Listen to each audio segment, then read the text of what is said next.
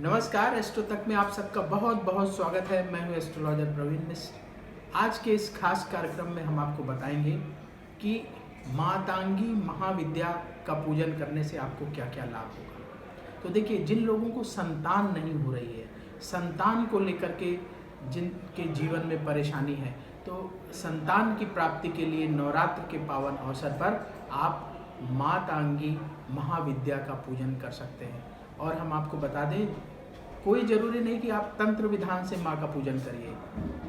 आप सात्विक तरीके से माँ का पूजन करेंगे तो उससे भी आपकी मनोकामना पूर्ण होगी। तो मातांगी महाविद्या का पूजन आप सात्विक तरीके से करें तो यदि संतान की प्राप्ति नहीं हो रही है तो संतान की प्राप्ति हो जाएगी। इसके साथ ही जिन लोगों के जीवन में कष्ट है, दुख है, उनके कष्टों को मातांगी महाविद्या हमारे गृहस्थ जीवन के कष्टों को दूर करने वाली देवी है। तो गृहस्थ जीवन में जो भी कष्ट है, परेशानी है, दुख है, किसी भी वजह से है, तो यदि आप मातांगी महाविद्या का पूजन करते हैं तो वो सारे दुख कष्ट माता दूर करती है। धन की कमी है, परिवार में कलह हो रहा है, कोई बीमार है, किसी भी तरह का दुख है, गृहस्थ जीवन के समस्त दुखों को दूर करने वाली ही मातांगी महाविद्या। तो इनका पूजन आप विधि विधान से नवरात्र के अवसर पर कर सकते हैं। बिल्कुल सरल विधि आपको बताएंगे, आप उससे करिए। कोई आपको तंत्र करने की जरूरत नहीं, और एक सरल मंत्र बताएंगे, उस मंत्र के द्वारा आप मातांगी महाविद्या का आशीर्वाद प्राप्त कर सकते हैं। जिन लोगों की शादी नहीं हो पा रही है, जिन लोगों के जीवन में खुशी नहीं है, निराशा है, वो लोग भी मातांगी महाविद्या का पूजन कर सकते हैं। यदि आपके जीवन में खुशी नहीं है, बहुत सारे घरों में देखते हैं कि सब कुछ है लेकिन खुशी नहीं है, घर में आनंद नहीं है, हर आदमी का चेहरा उतरा हुआ है, तो यदि इस तरह से एक शून्य का भाव अगर आपके परिवार में है कि लोग खुश नहीं हैं, आनंदित नहीं हैं, परिवार में खुशहाली नहीं दिखाई दे रही है, तो भी आप मातांगी महाविद्या का पूजन कर सकते हैं। उससे भी आपको लाभ होगा।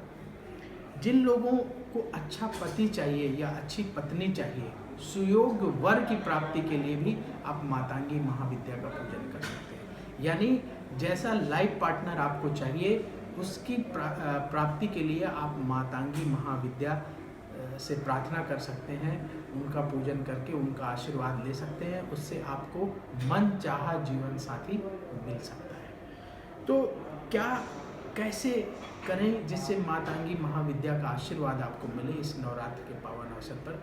देखिए, बिल्कुल सरल तरीके से जैसे आप माँ दुर्गा का पूजन करते हैं, बिल्कुल उसी तरीके से करना है। मातांगी महाविद्या का चित्र ले आइए।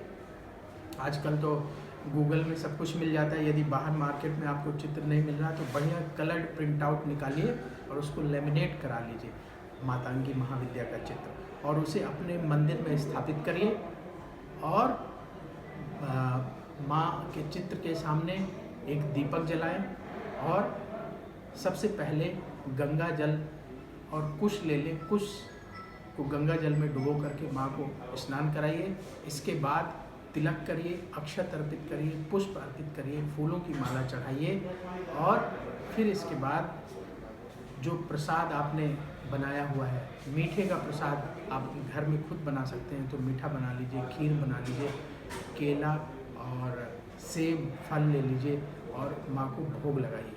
भोग लगाने के बाद वहीं आसन पर बैठ जाइए और जो आपको मंत्र बता रहे हैं, इस मंत्र का 108 बार एक माला रुद्राक्ष की माला से जाप करिए, तो आपको मातांगी महाविद्या का आशीर्वाद मिले। तो नवरात्र के पावन अवसर पर आप इस तरीके से प्रतिदिन माँ का पूजन कर सकते हैं। मंत्र कौन सा है ये नोट कर लीजिए। ओम ह्रीं ऐं भगवती मातेंगेश्वरी श्रीं स्वाहा। फिर से सुनिए, ओम ह्रीं ऐं भगवती मातेंगेश्वरी श्रीं स्वाहा। इस मंत्र का आपको 108 बार जाप करना है। मंत्र आप रिपीट करके सुन लीजिएगा, या आप गूगल में टाइप करेंगे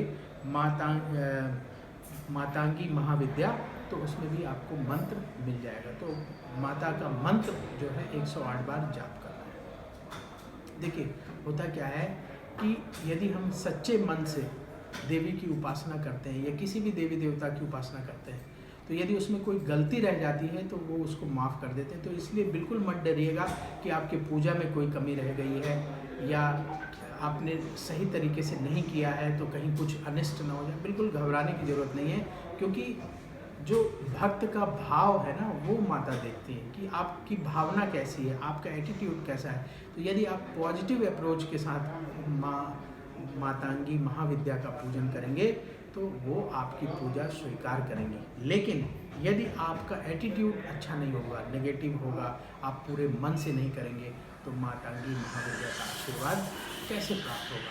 किसी भी देवी देवता का पूजन अगर आप पूरे मन से नहीं करेंगे तो आशीर्वाद नहीं मिलेगा। इसलिए फॉर्मेलिटी मत करिएगा, पूरे भक्ति भाव से, प्रेम भाव से माँ का पूजन करिए। अगर उसमें कोई गलती त्रुटि रह जाएगी तो भी घबराने की ज़रूरत नहीं।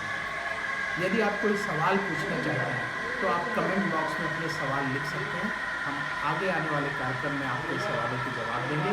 साथ ही हमारा जो लाइव कार्यक्रम होता है शाम को 7:30 बजे से प्रतिदिन, आप उसमें भी अपने सवाल पूछ सकते हैं।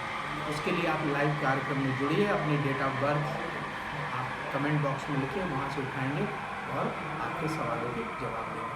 तो एस्ट्रो तक में आज बस इतना ही। कल फिर होगी आपसे मुलाकात। नमस्कार।